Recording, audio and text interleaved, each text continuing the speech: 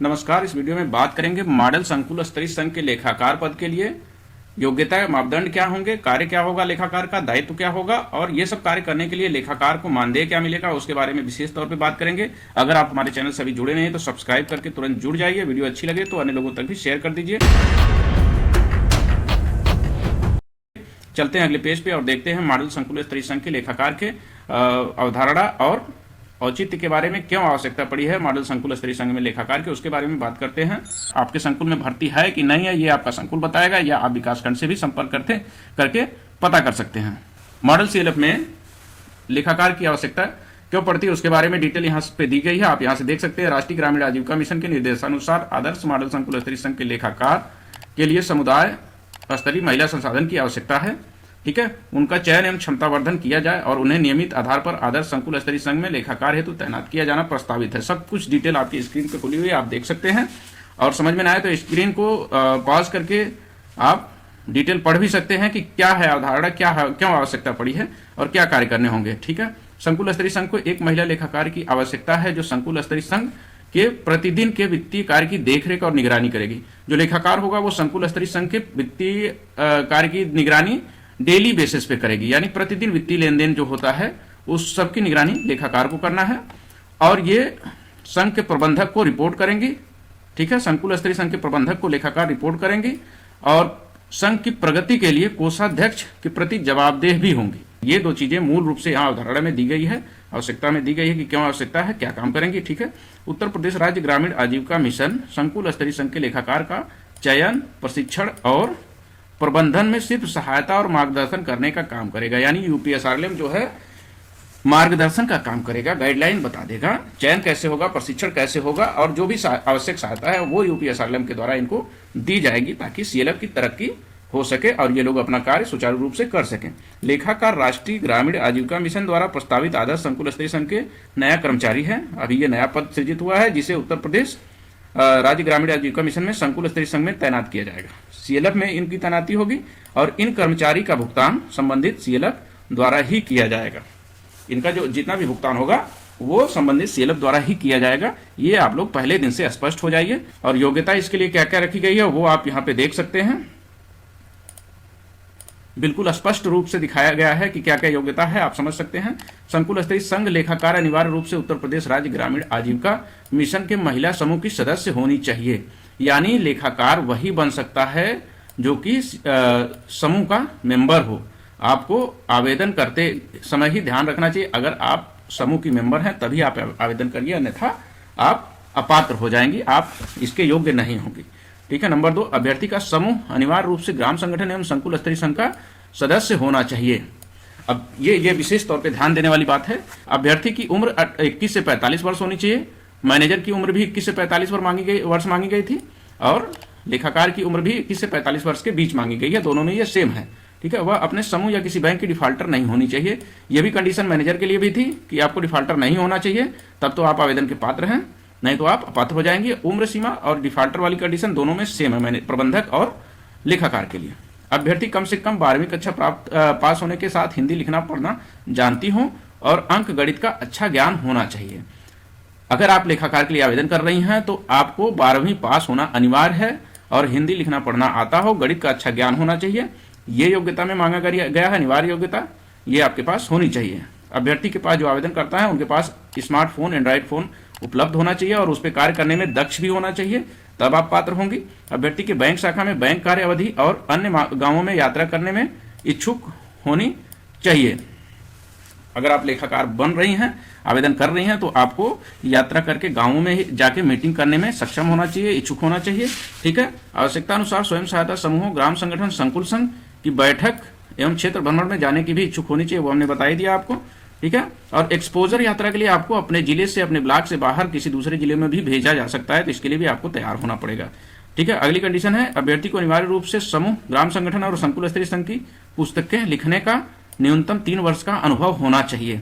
अभी तक क्या है कि समूह में अगर लेखाकार का काम दिया जाता है किसी को कि आप अपने समूह का लेखा जोखा रखिए जिससे कि आप सीख सकती हैं, तो लोग अक्सर नहीं करते हैं। लेकिन अगर आप नहीं करती हैं और लेखाकार पद आ गया है और उसके लिए आप आवेदन करना चाहती हैं तो ये समझिए कि आप उसके लिए अपात्र हैं, योग्य नहीं है, क्योंकि आपने अपने समूह का लेखा जोखा नहीं रखा होगा, तो आपको कोई अनुभव नहीं होगा कि क्या टेक्निकलिटी है और क्या क्या सावधानियां बरतनी पड़ती है लेखा जोखा रखने में। तो अभी से भी जो लोग आवेदन नहीं भी किए हैं या जहां पे वैकेंसी अभी नहीं आई है, वो लोग भी अपने अपने समूहों का लेखा जोखा रखना शुरू कर दे, उसमें भागीदारी निभाएं, ताकि वैकेंसी आते वक्त आप लोगों के पास इसका अच्छा अनुभव हो जाए।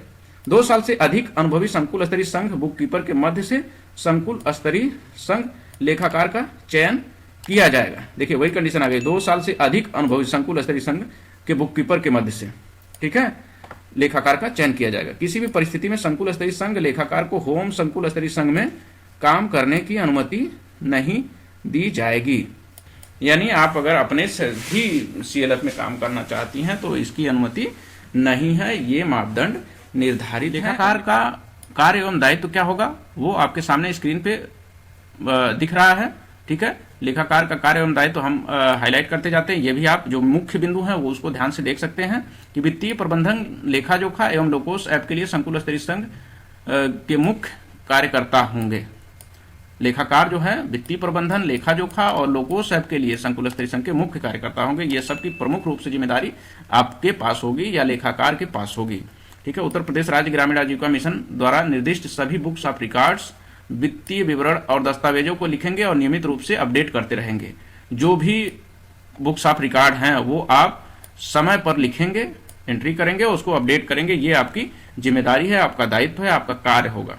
संकुल स्तरीय संघ कार्यकारी समिति की बैठक संबंधित मासिक प्रगति प्रतिवेदन और अन्य वित्तीय रिपोर्ट तैयार करेंगी एवं कार्यकारिणी समिति बैठक में पढ़कर सुनाएंगी, ठीक है। जो लेखाकार होंगे उनको कार्यकारी समिति की बैठक की जो एमपीआर होती है, मासिक प्रतिवेदन रिपोर्ट जो होती है वो भी बनानी होगी और कार्यकारिणी समिति के सामने उसको पढ़कर सुनाना भी होगा। वित्तीय रिपोर्ट भी तैयार करनी होगी।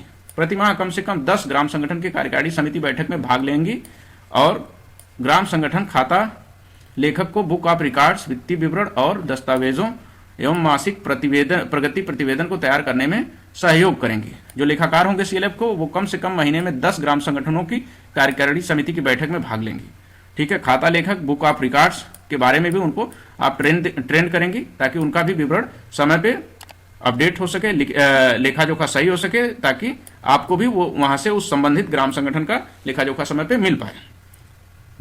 संकुल स्तरीय संघ एवं ग्राम संगठन के वार्षिक शासी निकाय की बैठक से संबंधित वित्तीय दस्तावेज तैयार करने में कोषाध्यक्ष संकुल स्तरीय संघ प्रबंधक को मदद करना। जो शासी निकाय की बैठक होती है, वार्षिक बैठक होती है, उसमें कोषाध्यक्ष और संकुल स्तरीय संघ के प्रबंधक की मदद करने का भी काम लेखाकार का होता है। बैंकिंग से संबंधित कार्यों में बैंक सखी को सहयोग करने का काम होता है लेखाकार का, ठीक है। स्वयं सहायता समूह, ग्राम संगठन, संकुल स्तरीय संघ के आंतरिक लेखा जोखा परीक्षा और सांविधिक लेखा परीक्षा करते समय लेखा परीक्षकों का सहयोग करना होगा। जो ऑडिट होगा आपके सीएलएफ का उसमें भी आपको सहयोग करना होगा। नियमित आधार पर वाउचर, रोकड़ बही, ऋण पुस्तिका, सामान्य बही, खाता एवं कार्यवाही पुस्तिका, डीसीबी, एमपीआर और बैंक मिलन प्रपत्र बुक कीपर से तैयार करवाना होगा। ये कार्य लेखाकार को करवाना होगा। स्वयं सहायता समूह, ग्राम संगठन और संकुल स्तरीय संघ की ग्रेडिंग करने में कार्यकारिणी समिति सदस्य तथा पदाधिकारी अथवा आंतरिक प्रोफेशनल रिसोर्स पर्सन का सहयोग करना होगा। लेखाकार का यह भी एक कार्य होगा। संकुल स्तरीय संघ की वित्तीय नीति के अनुसार संकुल स्तरीय संघ के बैंकिंग लेन देन का प्रबंधन करने के लिए पदाधिकारियों का सहयोग करना होगा लेखाकार को। सारे कार्य हाईलाइट करते जाते हैं हम। कुछ समझ में ना आए तो आप कमेंट करके भी पूछ सकते हैं, उस पर हम दोबारा आपको ब्रीफ कर देंगे ताकि आपको लेखाकार बनने के बाद कोई भी कार्य करने में समस्या न आए। इसमें कुछ अपडेट भी होते हैं तो वो भी बीच बीच में हम आपको अपडेट देते रहेंगे अपने इसी यूट्यूब चैनल के माध्यम से। अगर आप जुड़े नहीं हैं तो सब्सक्राइब करके जुड़ जाइए, ठीक है। अगले दायित्व पे आते हैं तो संकुल स्तरीय संघ का मासिक और वार्षिक बजट तैयार करना और वार्षिक कार्य योजना के सापेक्ष मासिक प्रगति रिपोर्ट भी प्रस्तुत करना लेखाकार का कार्य होगा। सीएलएफ के सभी वित्त से जुड़े दस्तावेजों का रखरखाव लेखाकार को करना होगा। कार्य क्षेत्र के अंतर्गत आने वाले समस्त ग्राम संगठन के लेखाकार की नियमित निगरानी करने का भी कार्य होगा और कम से कम 5 ग्राम संगठन के लेखाकार का मासिक प्रशिक्षण कराया जाने का कार्य भी लेखाकार का होगा। आप अपने नीचे के पदाधिकारियों को, कर्मचारियों को जितना ट्रेन रखेंगे आपके कार्य में उतनी ही ट्रांसपेरेंसी दिखेगी और आप उतनी आसानी से अपना कार्य कर पाएंगे। इसके बाद आते हैं सबसे महत्वपूर्ण बिंदु पे कि अगर आप लेखाकार के रूप में चयनित होती हैं तो आपको मानदेय क्या मिलेगा। कार्य तो सबने देख ही लिया है कि कार्य क्या है।